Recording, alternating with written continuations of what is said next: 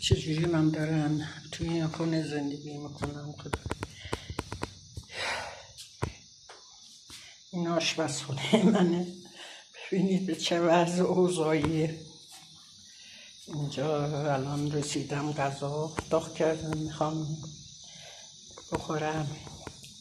اینجا هم فعلا خونه وسیله آوردن، هنوز پهن نذاشتم. اینم حال خونه هست، اینم رخت خوابه که اینجا اینم وسیله هایی که امروز آوردم.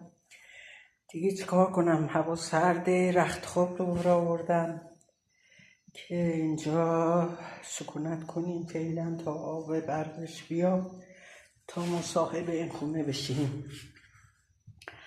این همون اینجا همون میشه فعلا که هیچی درست نیست، نه شیرالات داره نه توالت فرنگی داره. اینجا یه اتاقشه،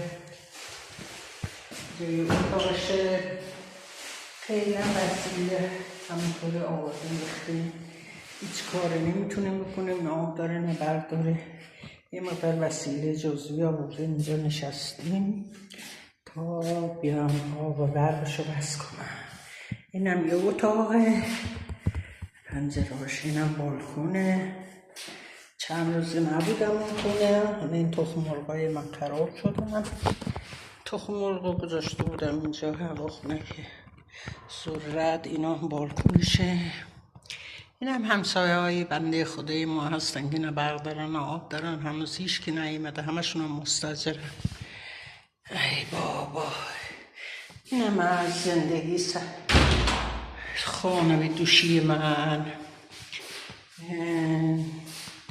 فعلا نمیدونم چیکار کنم، گرفتارم.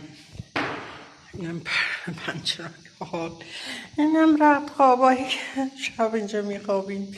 اینم تازه آوردم، من واس نکردم. اینم آب، دبه آبه که میریم از پایین آب میاره. دبای آب ماست، تموم میشه دوباره میریم تا طبقه دوم از پایین آب میاریم. اینم که گفتم آشپزخونه در به داغون رخت پاش منه، نمیدونم چی کار کنم. این سازنده خیلی سازنده بدی بوده، گذاشته فرار کرده، نصف کاره گذاشته فرار کرده.